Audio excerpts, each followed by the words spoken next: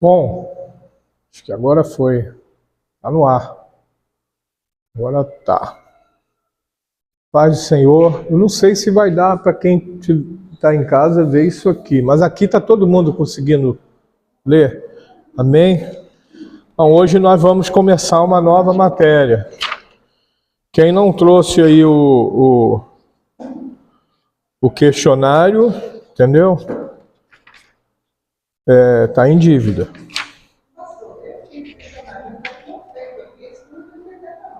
Por quê?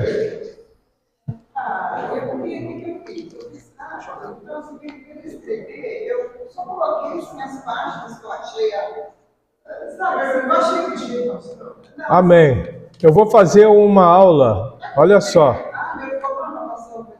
Porque a letra tá ruim, é isso?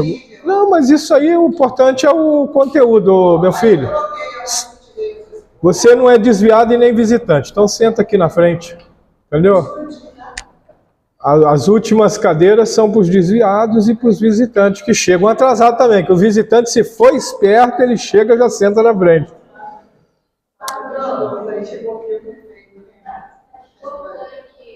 Tá o quê? Tá. Então peraí, tem que arrumar. Pô, cara, esse negócio aqui tá enchendo a paciência. Aqui, vê aqui se ficou bom, meu irmão. Vamos começando aí mais uma aula. Agora nós vamos entrar na matéria Escrituras, também chamada de Bibliologia. Amém? Vamos orar? Vamos orar? Glorificado e exaltado é o nome do Senhor. Isso. Falei para o Marquinhos que essas últimas cadeiras aí são para os desviados e para os visitantes que chegaram atrasados. Amém?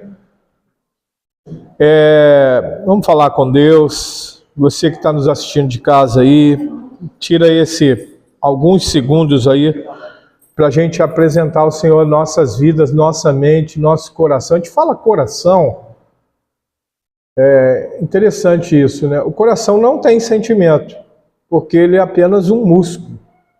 Mas todo sentimento que nós temos, há uma alteração no coração.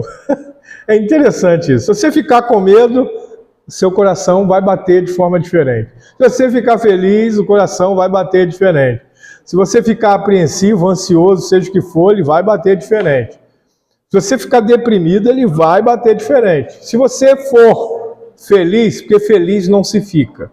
Ou é, ou não é feliz. E quem tem Jesus, né, é feliz. Amém? Ele pode passar por todas as outras sensações, que a gente vai sentir tudo no coração, porque tudo vai refletir na frequência cardíaca, mas nosso entendimento está aqui. Paulo fala sobre isso. Mas transformai-vos, não vos conformeis com este século, mas sejam transformados pela renovação da mente. Ele não falou do coração. Tá? Preste bem atenção. Eu até tenho ressalva. Quando a pessoa fala, pastor, eu senti de Deus no meu coração. Cuidado, porque Deus não fala com o coração. Deus fala aqui, ó. Lá na sua intuição, na parte espiritual. O ser humano tem uma parte espiritual que ela divide em duas partes, consciência e intuição. Quando Deus fala com o homem, ele fala através da intuição. Dizer, não, o meu coração, eu senti isso aqui. Cuidado, Elimeleque teve fome na terra de Israel e ele sentiu no coração de ir para Moabe. Morreu ele e os 2 filhos. Então o coração pode ser perigoso. Quem diz isso é a Bíblia. Amém? Quem diz isso é a Bíblia. Mas vamos orar. Deus, nós queremos te agradecer pelo privilégio, Senhor. Pela honra que temos. Eu de estar aqui como mestre, segundo as tuas muitas misericórdias. E os teus filhos estarem aqui como alunos, ó Deus. Tua palavra diz, aprendei de mim que sou manso e humilde de coração. Que o seu fardo é leve, o seu jugo é suave. A tua palavra diz: examinai as Escrituras, pois são elas que testificam de mim. Isso Jesus dizendo para nós. E o que nós estamos aqui é isso, Senhor, para aprender a tua palavra. Não segundo o conhecimento humano, mas nós precisamos do conhecimento do teu Espírito revelado sobre nós. Usa-nos, Senhor, tanto para aprender como para ensinar. Em nome de Jesus. Amém e amém. Então hoje 24, né? Hoje é 24 de... É 25? Oxi, o negócio está correndo tanto que... Então, hoje, 25 de agosto, estamos aqui para mais uma aula desse curso maravilhoso, que é o curso de Teologia Ministerial. Amém? Todos nós somos chamados para desempenhar um ministério no reino. Para isso a gente tem que conhecer. Para quando alguém perguntar para nós a razão da nossa fé, a gente está preparado para responder. Amém? Então a doutrina hoje que nós vamos começar é bibliologia ou doutrina das Escrituras. Mas para isso antes eu queria dar uma explicação aqui para os irmãos em relação a algo que nós vamos ouvir muito. DC. Eu até fiz meio erradinho aqui, eu vou consertar, porque seria um D minúsculo e o C maiúsculo. Né? Um A minúsculo e um C maiúsculo. AC e DC. AC antes de Cristo. DC depois de Cristo.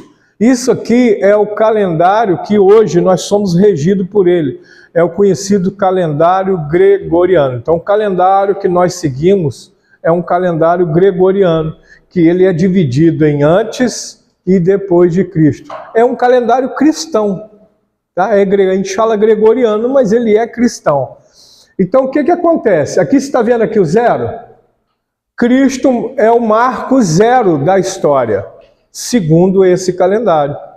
Então nós temos eventos que acontecem, preste bem atenção, ó. Depois de Cristo conta assim, ó, setinha para lá, antes de Cristo, setinha para cá, certo?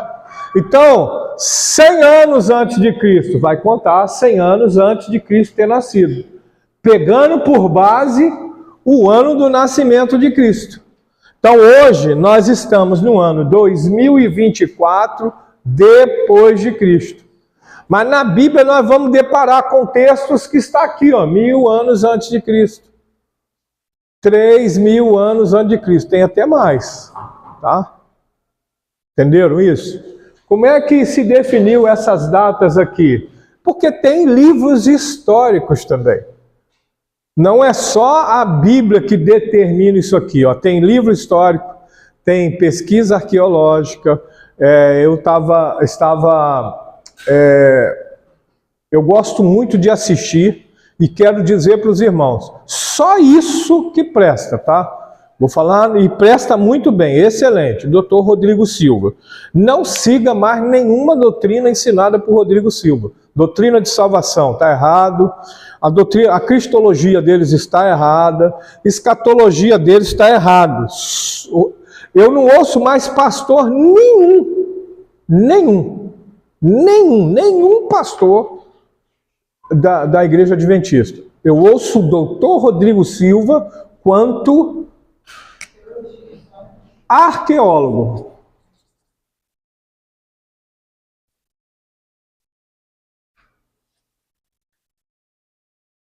E como arqueólogo, ele é bom em bibliologia.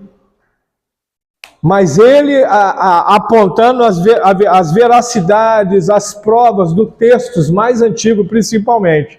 Quando chega daqui para cá, esquece também Rodrigo Silva. Daqui para lá. Como doutor em arqueologia. Tá bom, querido? Eu estou falando isso aqui, vai estar...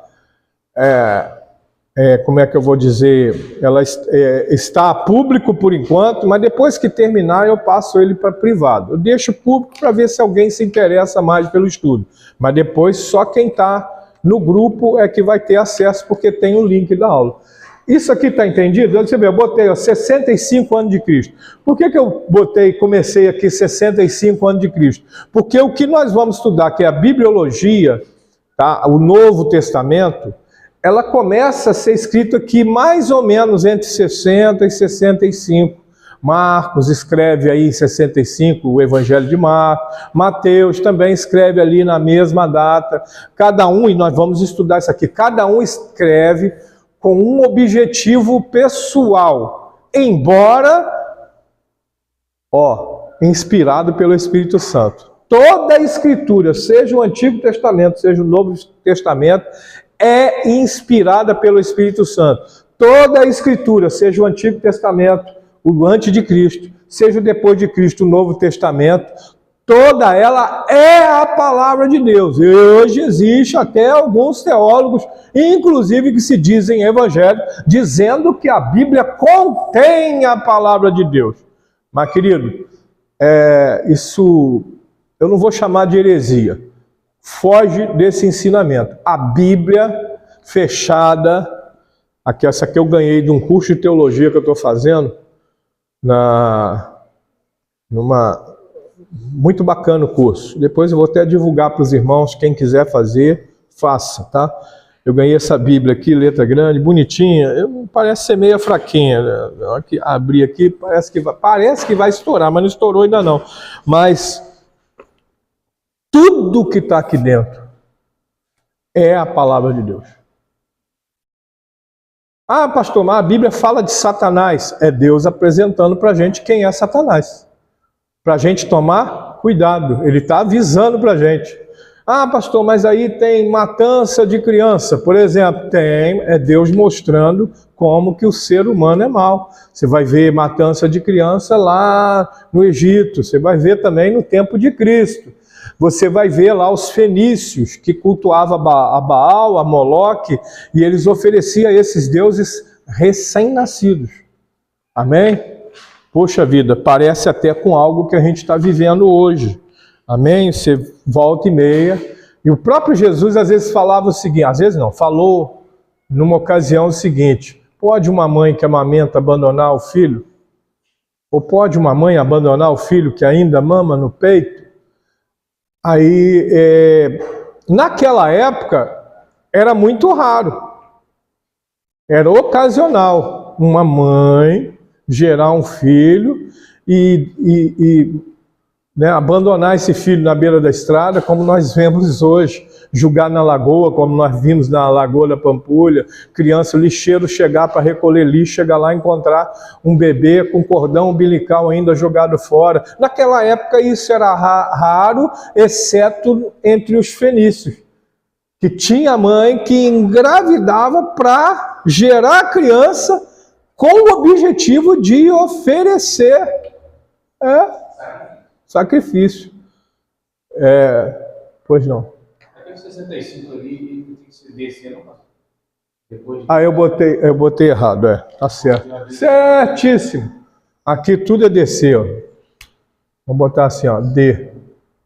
É descer mesmo. Se tiver alguém vendo... Quem está em casa aqui, ó, depois do zero, Cristo, né? 65, 93, amém? Aqui, ó, 93, aqui começa a ser escrito as cartas, né? Porque vamos pensar o seguinte: Mateus escreveu o Evangelho de Mateus, não tem nome de carta, mas para ele era uma carta que ele estava mandando para deixar para os judeus, amém? Então aqui, ó, Mateus, os evangelhos começa a ser escrito aqui. 93 depois de Cristo. Sabe o que acontece em 93 depois de Cristo? Próximo a isso aqui, Édito, eu nem sei se é mudo ali, mas de Milão. Quem assinou o Édito de Milão? Isso a gente vai estudar a história. Pode falar, mesmo.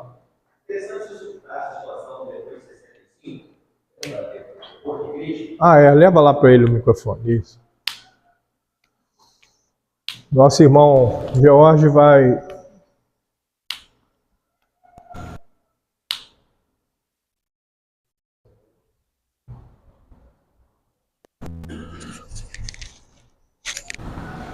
Bem interessante o senhor citar essa situação da cronologia. E o senhor começou com 65 após Cristo. Isso é bem interessante. Se o senhor quiser falar, tudo bem, mas o senhor quer falar? Não, pode falar. O período da morte de Cristo, o reino de Roma, eles foram assim, usaram a situação de Cristo como um meio de trazer medo, de trazer uma situação de proibido. E a partir daí os apóstolos saíram no evangelho, saíram, foram propagando, foram ensinando. Só que quando chegou mais ou menos essa parte aí de 65 anos depois, alguns apóstolos já estavam sendo mortos. A perseguição estava tão intensa que eles foram sendo mortos por coisas assim, mortes absurdas, com sacrifício mesmo, coisa grave. E aí se motivou alguns que ainda tinham vida ainda, se motivaram em começar a escrever. Por quê? Depois de 65 anos, a questão da leitura ainda era restrita, mas começou a ser um pouquinho facilitada, porque muitas pessoas que tinham dinheiro começaram a entender que aquilo era bom, certo, e tinha que ficar para a prosperidade.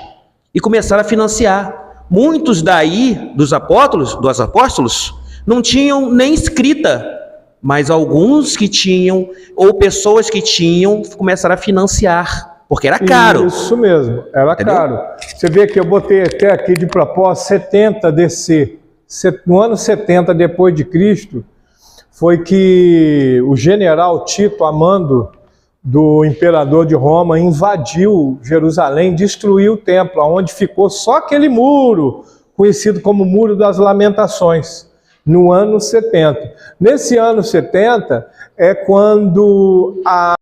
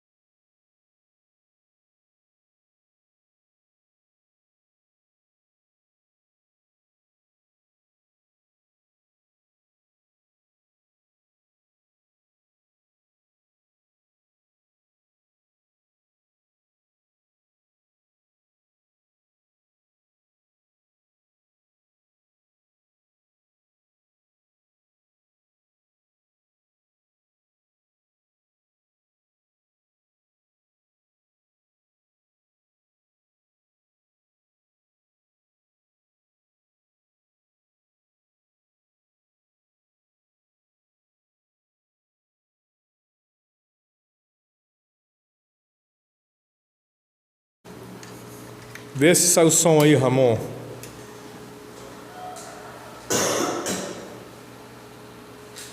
Desligou. Não deixa. Amém? Uma pena, né?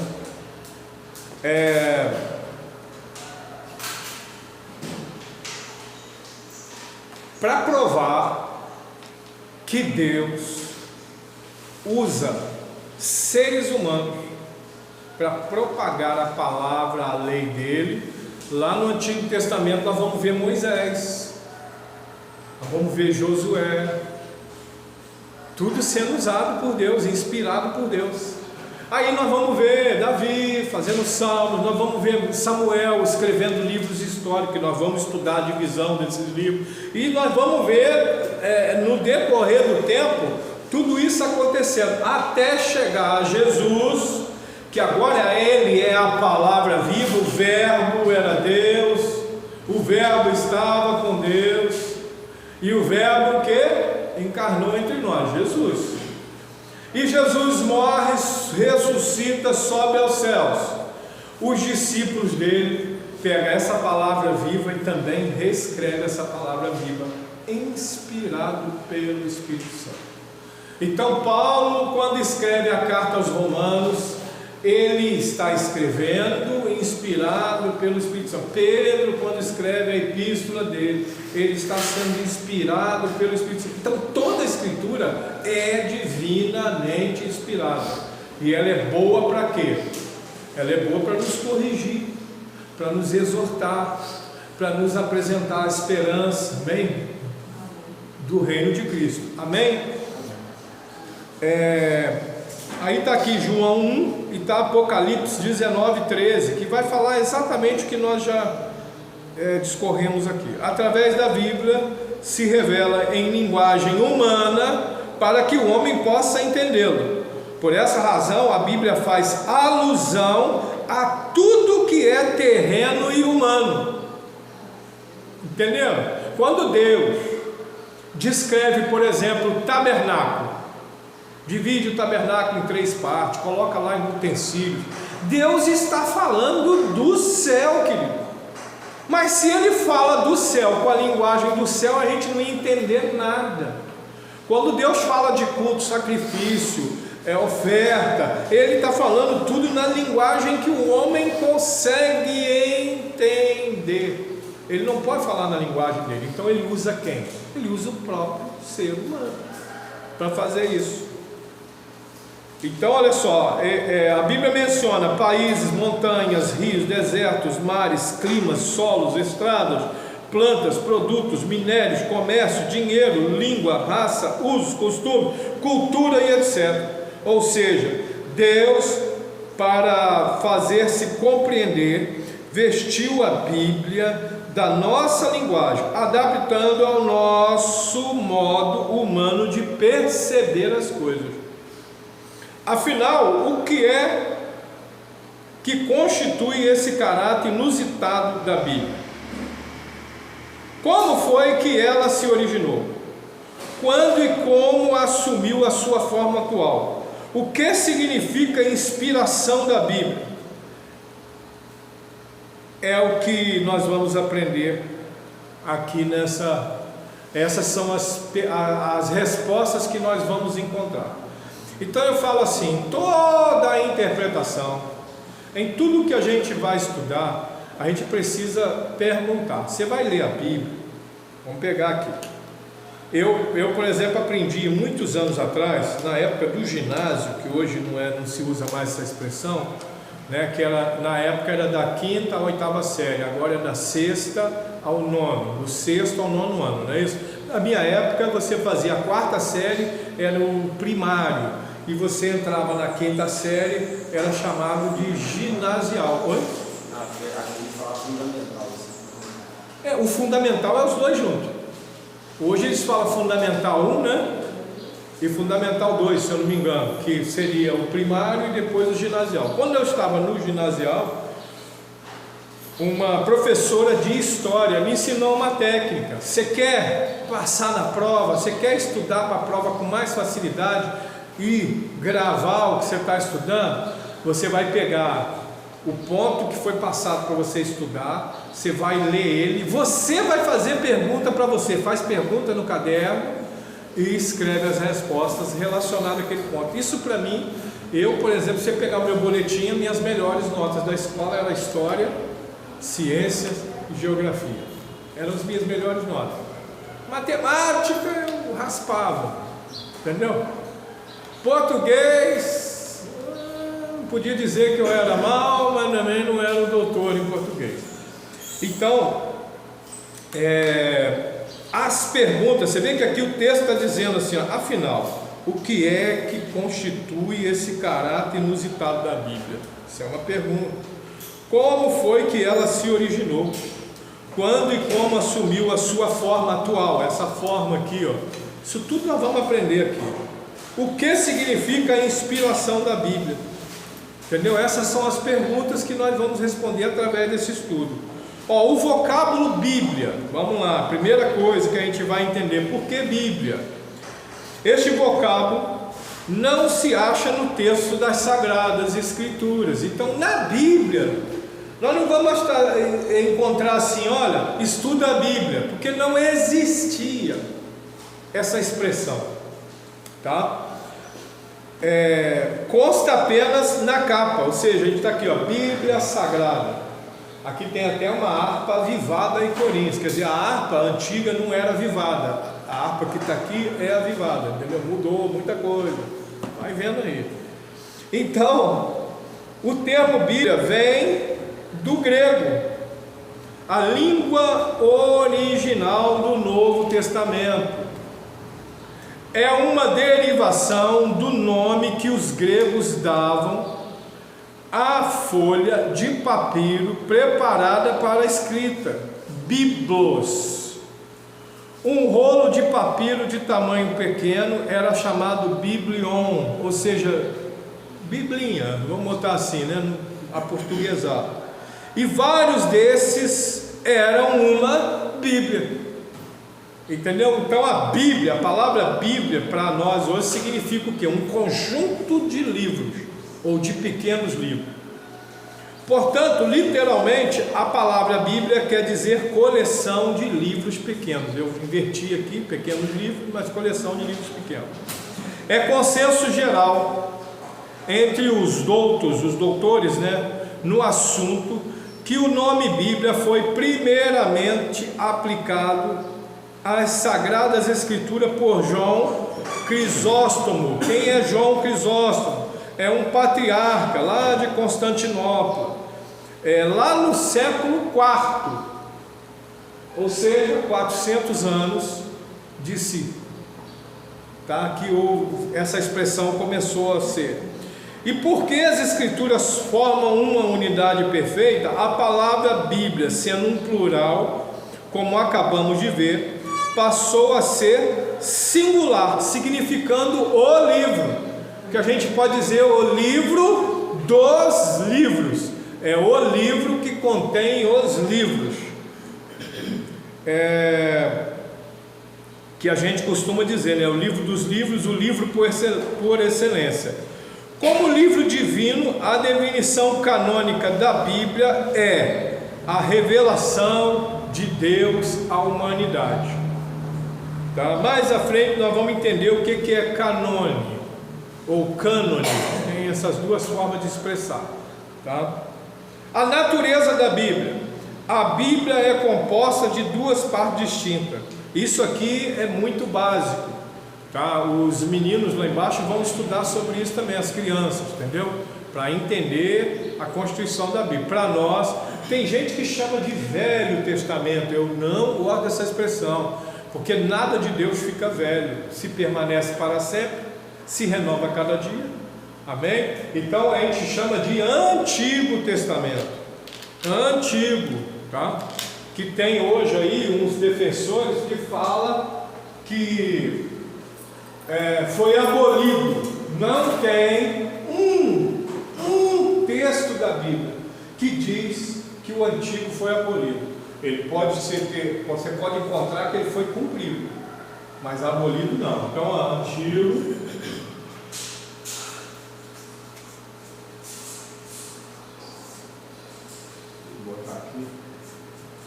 Testamento.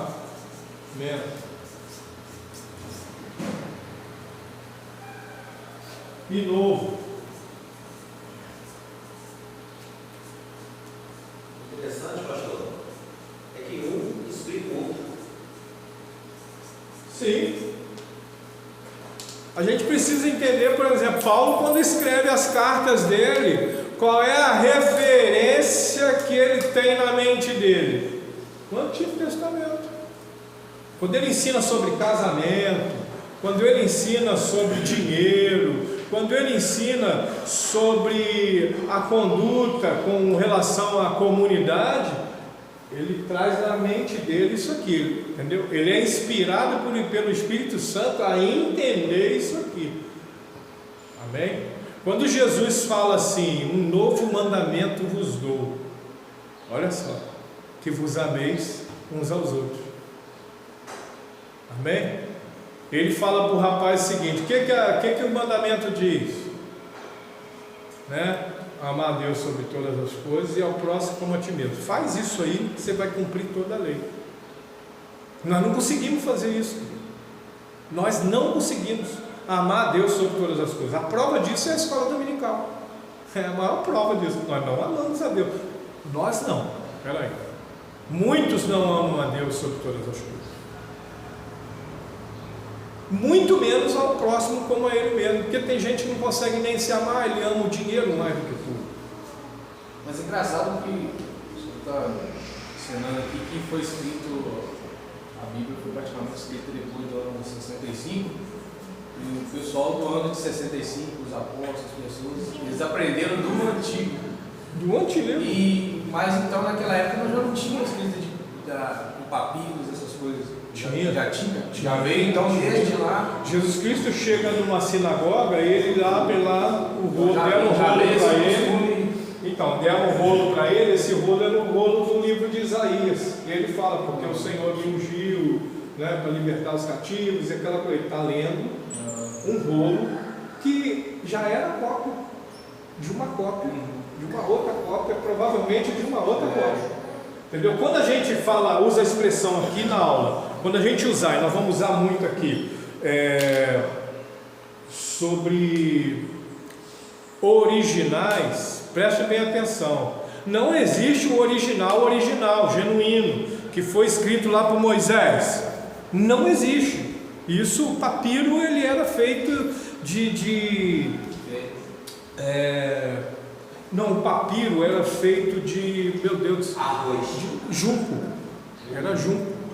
Era vegetal. Então, com o tempo, ele se deteriorava. Aí tinha os pergaminhos. Pergaminhos era feito de peles, que também, com o tempo, se deterioravam. É diferente hoje do que nós usamos aqui. Mas isso aqui também deteriora, só que leva muito mais tempo. Se você guardar o seu livro lá, você vai ver que ele vai ficando amarelinho e tudo mais, às vezes apaga uma letra. Se já tivesse na época os papéis, as cópias seriam bem menores do que...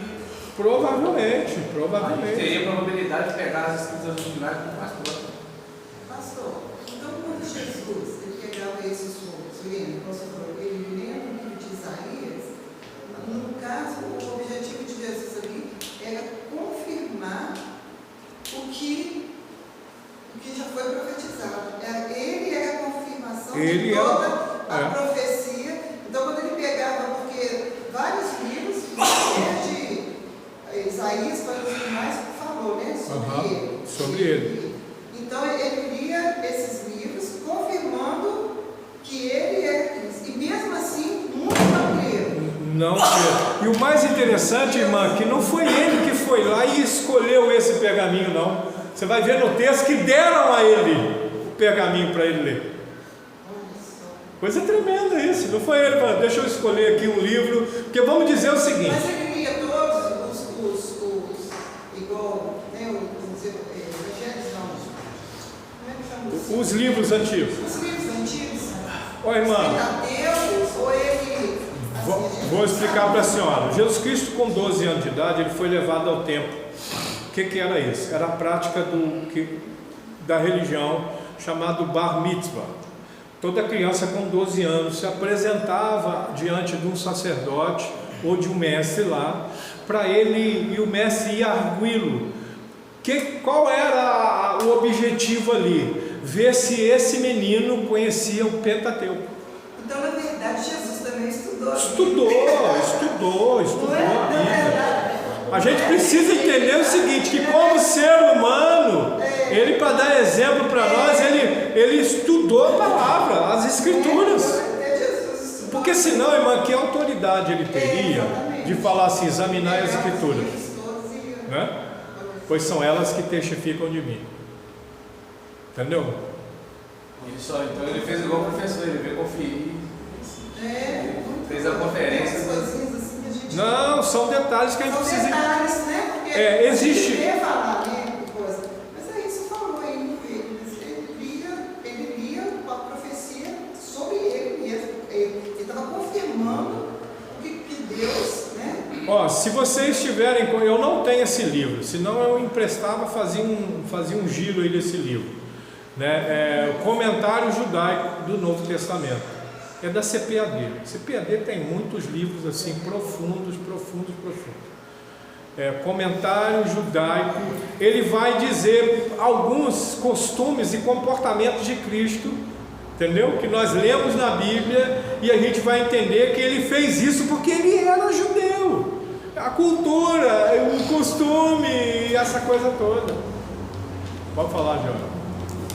Interessante só falar sobre isso aí, que é bem didático da gente, mas assim, naquela época, o povo não tinha muito acesso, quase não tinha acesso aos papiros, que eram coisas de pessoas ricas. Porém, contudo, eles adotaram o sistema de que cada um tinha que gravar e passar para o próximo.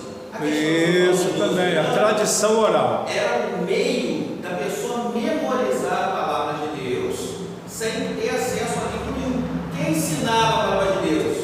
O pai e a mãe, que sabiam, ensinavam o filho, e para ele ser considerado, igual você falou, um adulto, ele tinha que saber de cor. Ô Jorge, aí dentro disso aí tem um outro detalhe. Qualquer um podia chegar na sinagoga e pegar um livro? Só quem era considerado mestre. Então, quando eles... Não tinha acesso assim. Não tinha acesso. Eles aprendiam O que os outros ensinavam. Então, aí vem aquele versículo, a palavra de Deus que eu ouvi, a palavra de Deus, isso que na verdade não é todos que têm acesso a ler. Ô irmã, sabe qual é o correto? O que nós deveríamos fazer, e nós fazemos muito pouco. Quer ver? Eu vou dar um exemplo para vocês. Quem lembra do último sermão pregado no domingo aqui na igreja? Entendeu? A maioria vai esquecer o texto, vai esquecer tudo. Se a igreja fosse assim naquela época, a gente não teria isso aqui. Eles, quando ouviam a palavra de Deus, eles guardavam e propagavam. Ô irmão, você foi na sinagoga ontem? Fui, rapaz, apareceu um cara lá, guardado as devidas proporções, tá, mano? Não, apareceu um senhor, apareceu um cidadão lá que eu nunca vi. O nome dele é Yoshua. Ah, sim, Yoshua bem Levi. Ah, beleza, apareceu lá esse cidadão, deram para ele um rolo lá de Isaías, e ele leu lá e tudo mais. Então as pessoas comentavam. Foi o meu mestre durante um tempo, o pastor Carlos Isaías, ele falava: o que você está ouvindo aqui, querido, você tem que falar para alguém na segunda-feira. O que você está ouvindo aqui, você tem que repetir para outra pessoa na terça. Por quê? Tudo que você aprende, se você não pratica, você esquece. Comentários judaicos do Antigo Testamento? Não, comentário judaico do Novo Testamento. Achou aí? CPAD. Quanto custa um livro desse? Não, eu estou vendo se eu baixo no PDF e jogar no grupo. Hã? Tenta baixar no PDF e jogar no grupo. Bom, Depois. seu Só que aí cara... é David Stern. Hã? Não sei se é da CPAD esse cara aqui. Peraí, deixa eu ver. É CPAD ou é da editora Vida? Peraí. Comentário judaico do Novo Testamento. Israel Davi Stern. Mas eu acho que esse aqui talvez é um slide só, né?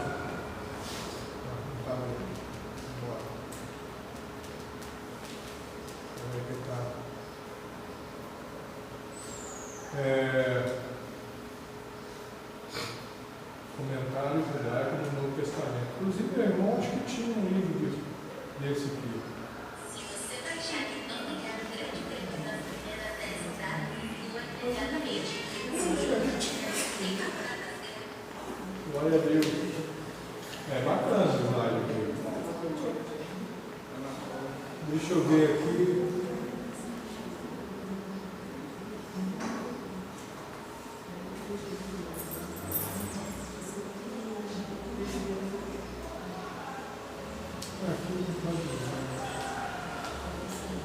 Não está dizendo aqui, editora Atos.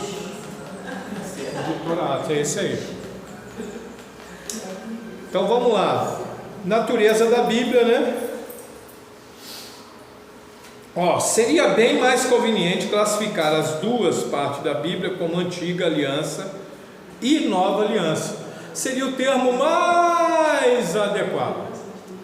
Tá bom? Antiga e Nova Aliança. Uma vez que elas representam dois acordos ou pactos que Deus escolheu para fazer com o homem. Após Deus retirar os israelitas do antigo do Egito, eles foram levados ao Sinai. Ali então a lei de Deus foi dada por intermédio de Moisés. Entretanto, o povo em um pacto formal, entrando o povo em um pacto formal com Deus. Preste bem atenção. Eu aqui preciso fazer um adendo daquilo que eu penso, que vocês não são obrigados a pensar. A lei de Deus é eterna. Entendeu? Ela já existia. Aqui Deus faz um pacto formal. O que é isso? Uma coisa é eu combinar com você algo.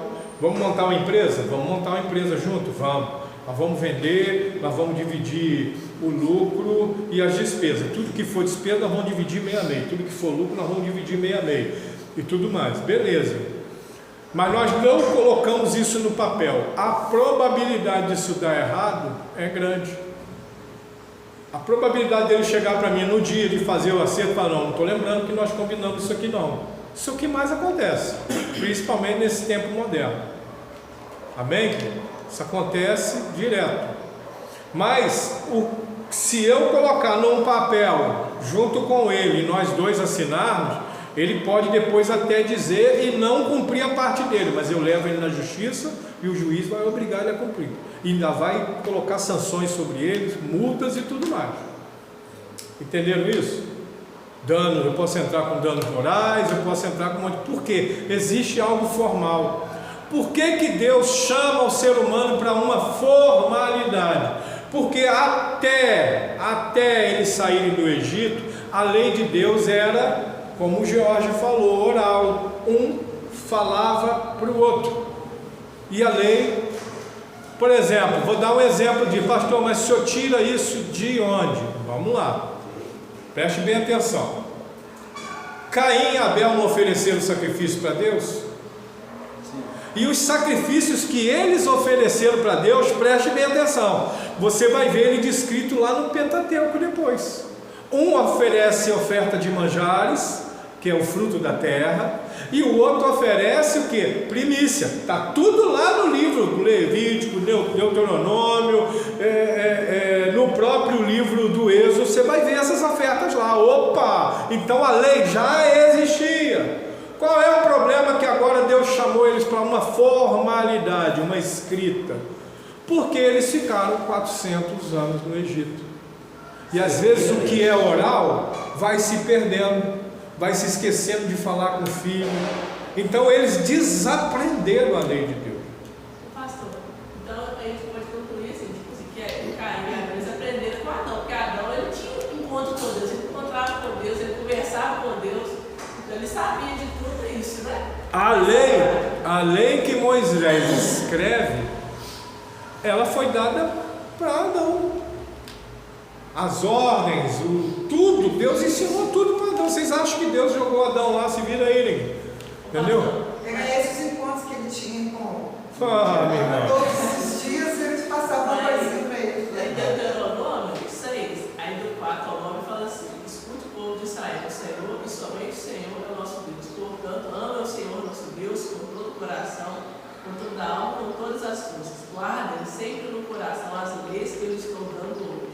Não deixe de ensinar aos seus filhos. Repita essa lei em casa e fora de casa, quando se deitar e quando se levantar. Na minha outra tradução fala em calcutar, né? Na cabeça de você falar. Fala encucar. Por quê? É repetindo que a gente aprende, né? Que a gente aprende. Amarre essas leis nos braços, nas pernas, para não nos esquecer. E as escreva nos batentes das portas das suas casas e nos seus portões. A pedagogia, quem fez pedagogia? Alguém tem aqui formação em pedagogia? Olha lá. A pedagogia tem isso como técnica, repetir o assunto. Às vezes a professora, você vê lá no quadro, parece um bando de retardados. Preste bem atenção, não estou dizendo que é retardado, mas presta a professora falar B mais A, Bá, C mais A, Cá. Não é assim? Na aula. Por que ela está fazendo? Ela está falando e está fazendo a criança repetir, porque essa repetição. Se você ler a Bíblia, amados, assim, ó, igual eu estou lendo aqui, ó, esse estudo aqui, ó. Eu estou lendo aqui, ó. É uma coisa. O meu aprendizado é uma coisa. Mas se eu faço assim, após retirar os israelitas do Egito, eles foram levados ao Sinai. Ali então a lei de Deus foi dada por intermédio de Moisés, entrando o povo em um pacto formal. Tanto eu estou gravando isso, como vocês estão ouvindo, é o famoso audiovisual, vocês estão lendo e estão ouvindo. Se você tem o costume na sua casa de ler a Bíblia, igual eu estou lendo aqui o Salmo 20, é uma coisa. Agora, se você ler assim, o Senhor te ouça no dia da angústia, o nome do Deus de Jacó te proteja, envie-te socorro desde o seu santuário e te sustenha desde Sião. Se você faz isso em voz alta, é outra coisa. É outra coisa. Entendeu? O aprendizado, a leitura, ela entra, entendeu? E outra coisa aqui. A Bíblia diz o seguinte, isso aqui foge um pouquinho de quem está estudando. Não saia da tua boca nenhuma palavra torpe. Preste bem atenção. Deus chama Moisés depois que o povo volta lá de espiar a terra por 40 dias. E ele fala assim, porque espiaste a terra por 40 dias e murmuraste para cada dia que espiaste a terra, um ano de deserto. Opa! Davi faz a oração e fala assim, Senhor, põe um guarda nos meus lábios. Está entendendo isso? Por que será? Porque o que sai da nossa boca é poderoso. É poderoso. Entendeu? Se você tem o costume de falar, ô desgraça, xingar palavrão o tempo todo, nada dá certo na minha vida. Tem gente que fala isso. Nada dá certo na minha vida. Eu não consigo prosperar. A pessoa vai falando isso, vai falando isso. Eu sempre falo aqui porque eu aprendi com um homem que já até passou para o Senhor, Miles Monroe, um grande pregador, já esteve no Brasil várias vezes. Ele era muito parceiro, muito ligado ao pastor Silas Malafaia. Ele era de Bahamas. E ele fala o seguinte, ele falava que nós precisamos voltar a funcionar como Deus. E Deus viu o caos na terra, não viu? A terra era sem forma e vazia, havia trevas sobre a face do abismo, e o Espírito do Senhor parava. O Espírito de Deus não tem problema com treva, querido. Ele não tem problema com treva. Ele pairava sobre a face das águas, mesmo a terra estando coberta por ausência de luz, tá? Porque as trevas não é nada, ela é apenas ausência de luz. Mas Deus, quando viu todo esse caos, ele ficou lá falando com Jesus, Jesus, olha só, deu ruim, olha só que desgraça, olha o caos, só tem treva, só tem treva, só tem treva. Meu espírito deve estar louco, porque ele está pairando sobre a face das águas, porque olha só que destruição, olha que caos, olha que caótico. Não, o que resolve o problema da treva? Se ela é ausência de luz, então se a gente colocar uma luz ali, até as trevas foram derrotadas. Amém? As trevas foram derrotadas, porque surgiu a luz. Né? Da palavra. A luz é a palavra. A luz Não, eu digo assim. é a palavra de Deus. Você está falando que se a gente se sabe a nossa boca desgraça, a gente vai viver desgraça. Mas quando você profetiza, bênção. É isso aí mesmo. Ó, os discípulos estão lá, Jesus está dormindo no bar velho, tranquilo dele, né? Porque ele é ser humano também ali, ele é divinamente um ser humano, está lá descansando, e o barco está chacoalhando para tudo quanto é lado, porque tem ondas fortes, tem vento, deve ter chuva também, e os discípulos tiram a água de dentro do barco, o outro tira do outro lado, e eles tiram 2 baldes, entra 10 baldes, e aí, bom, Jesus, você não está vendo, nós estamos passando aperto aqui, Jesus que levanta e faz o quê? Vento, cala-te, mar, aquieta-te, acalma-te. E a Bíblia diz que se fez uma maior bonança. Pastor, mas é bom dizer o que o Marquinhos falou, é bom dizer que a palavra ela tem poder tanto para abençoar como para amaldiçoar. Mas para abençoar, ela tem que estar atrelada a boas obras. Não adianta nada ser só profetizar, mas não praticar. Não, por exemplo, o camarada profetiza assim para mim, não, eu vou prosperar. Eu vou prosperar. Na manhã, segunda-feira, ele levanta da cama às 10. Querido. Por isso é que a palavra não adianta. Obediência, né? Não, a palavra, ela exige uma prática. Não adianta eu ler o texto bíblico. Não, Deus está dizendo aqui, que Deus me dá o sustento enquanto eu durmo. Aí ele acorda às 11 horas achando que é assim que funciona. Porque muitas igrejas estão usando isso. Não, sim. Muitas igrejas estão usando. Outra coisa, querido, olha só, deixa eu falar um negócio para você. Isso é muito explorado. Se você der 10 mil de oferta aqui na igreja, que Deus vai te prosperar, você vai andar com um carro importado, que não sei mais o que, não estuda, não trabalha, não desenvolve, não seja melhor no seu local de trabalho, porque tem crente que chega para trabalhar, ele é ruim.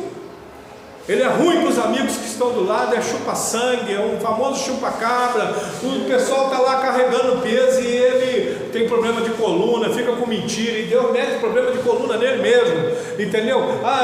Eu vou no banheiro porque eu estou passando mal, e não sei mais o que, sabe essas coisas assim? Vocês estão entendendo isso? Não adianta. Isso aqui, a Bíblia diz, foi Jesus que falou isso. Jesus falou, quem ouve as minhas palavras e as pratica. Então não adianta ouvir a palavra e não praticar. Agora você imagina a pessoa que não vem para ouvir a palavra, irmã.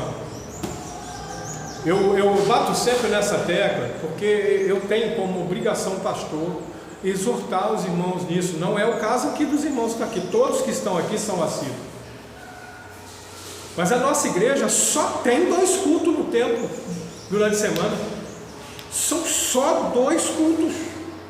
Eu acho muito pouco. Eu acho que a gente tinha que ter futuramente uma equipe para a igreja abrir todos os dias, pelo menos 3 vezes por dia, e nós vamos chegar a esse ponto de ter gente para isso, entendeu? Oração às 6 da manhã, oração ao meio-dia, oração às 3 da tarde, oração às 6 horas, e sempre tem alguém aqui para atender as pessoas.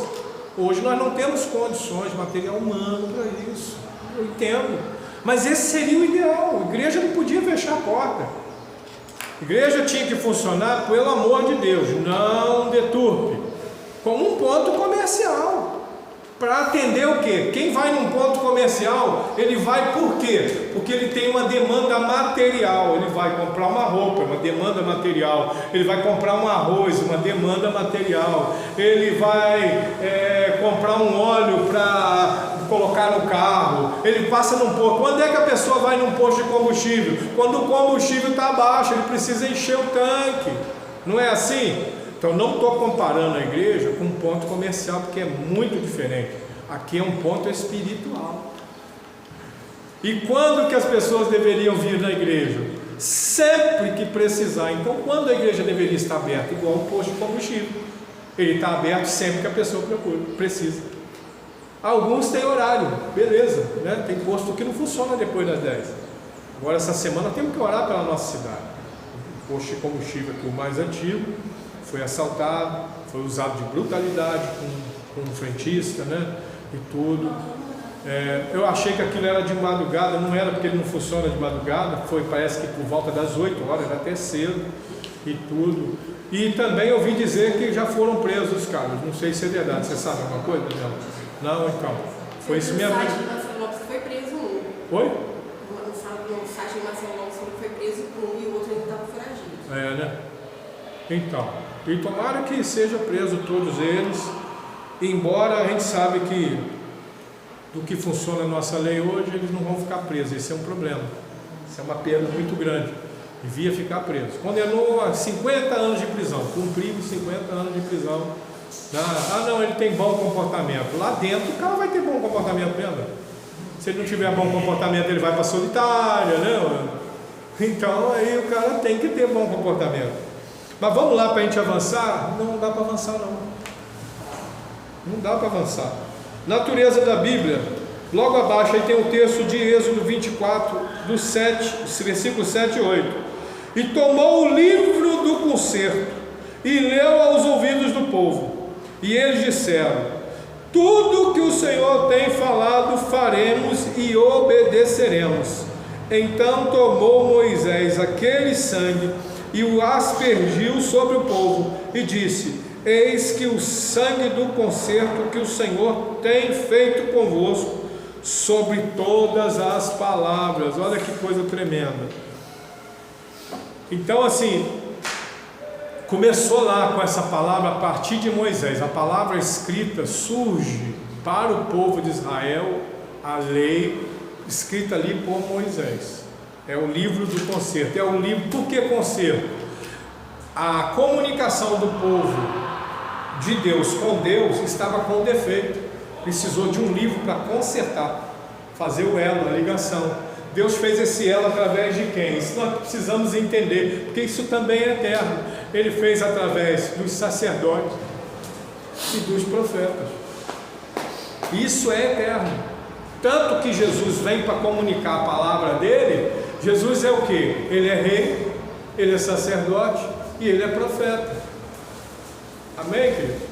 E ele deixou os discípulos como? Todos eles que são chamados apóstolos, os filhos dos apóstolos, os filhos dos apóstolos, eles continuam com a lei de Deus e são profetas. Não se usa mais esse nome, agora eles chamam de pastor, chama de bispo, chama de presbítero, chama de líder, chama de outro nome, não importa. Todos nós que conhecemos a Cristo temos o Espírito Santo, amém? Todos nós. Em alguma área nós somos líderes, nós somos profetas, amém?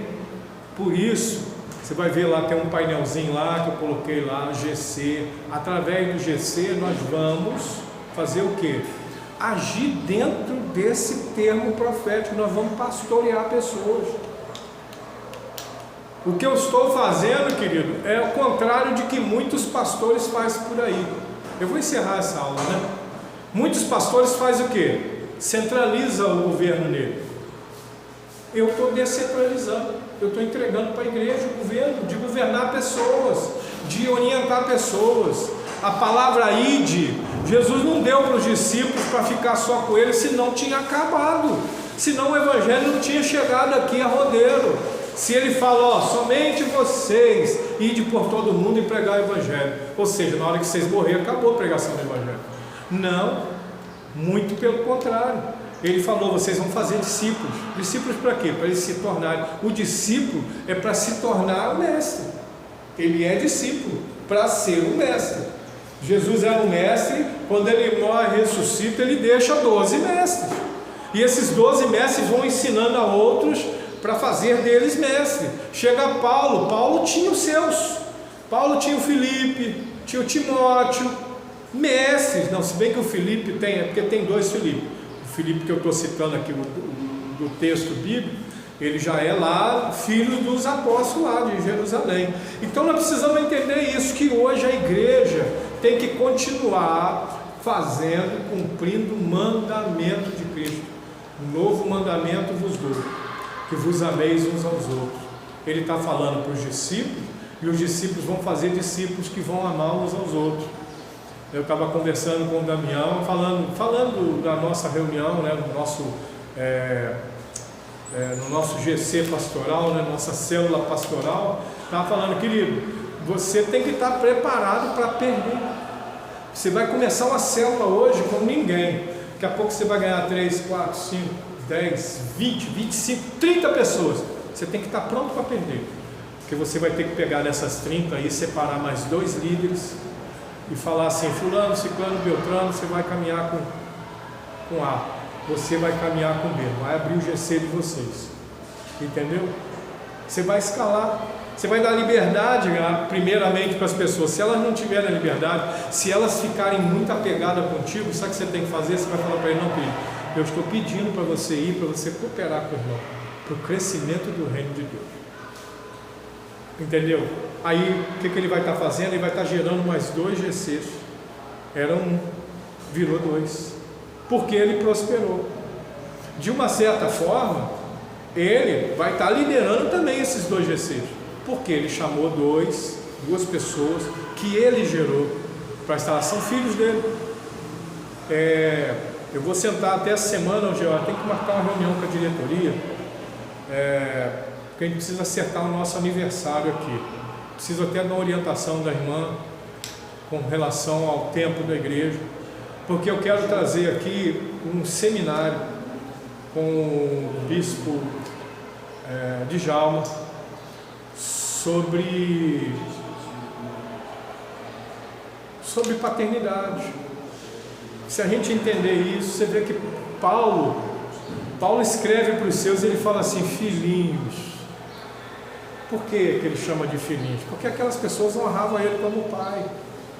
O bispo Djalma, vocês vão ver um vídeo meu que o bispo Djalma faz, ele me chamou para pregar na igreja dele, está lá no YouTube. E ele faz um preâmbulo ali para me apresentar para a igreja. Mas na verdade, toda vez que ele vai me apresentar para a igreja, ele fala da minha mãe, que foi a mãe espiritual dele, que chamava a atenção dele, que quando ele falava uma besteira, ela não fala isso não, Djalma, e não sei mais o que. Hoje ele é um pai para mim e é a mesma coisa. O irmão, nós andamos junto aqui 2 dias, 3 dias quase, né? E o Djalma, eu estou conversando, o Djalma, não, isso não é assim, você não pode fazer isso. E chama atenção mesmo, e rasga mesmo no meio. E eu, como filho, tenho que honrá-lo. Porque a bênção de Deus, a unção que eu não honro, não virá sobre mim. Nós precisamos entender isso. O Djalma é perfeito? Não, ele tem falhas. Eu sou perfeito? Pior ainda. Pior ainda. Entendeu? Vamos orar ao Senhor, agradecer por essa escola, preparar para o culto de hoje à noite. Hoje tem apresentação de crianças, eu acho isso tremendo, né? Vai ser uma bênção e eu creio que Deus vai operar tremendamente. Deus tem uma palavra para mim e para você também nessa noite. E louvado seja o Senhor, amém? Você pode fazer essa oração de agradecimento a Deus? Jesus, glória a Deus. Senhor Deus, nosso Pai Celestial, nesse momento, Senhor, entramos nós na Tua presença para te agradecer, Senhor, por este ensino desta manhã, mais um ensino na Tua presença. Te pedimos que o que nós ouvimos, Senhor, possa penetrar no mais íntimo do nosso coração, que nós possamos, Senhor, viver daquilo que nós aprendemos, que nós possamos, Senhor, ser servos obedientes àquilo que nós escutamos, para que nós possamos, Senhor, atingir aquilo que nós almejamos, Senhor, que é te servir em espírito e em verdade. Cada um de nós que estamos aqui, aqueles que não puderam estar, que ouviram, Senhor, através da live, pedimos, Senhor, em nome do Senhor Jesus, que o Senhor possa colocar o desejo de aqui estar, para fazer a Tua vontade. E em nós, Senhor, que nunca venha faltar, Senhor, ânimo para estar na Tua casa, para aprender de Ti, Senhor, que é manso e humilde. Pai, te agradecemos pelo Teu Filho, o nosso pastor Vinícius, o qual o Senhor colocou na frente deste povo, estudando, buscando o aprendizado, Senhor, para transmitir para nós nesta manhã. Te pedimos que o Senhor possa abençoá-lo juntamente com seus familiares, cada um de nós que nos encontramos aqui com os nossos familiares, e que a Tua palavra possa fazer morada em nosso coração e ser combustível, Senhor, para nós andarmos fazendo a Tua vontade. Te agradecemos em nome do Senhor Jesus. Amém. Amém. Graça e paz do Senhor, amado. Amém. Encerramos assim a nossa aula de hoje.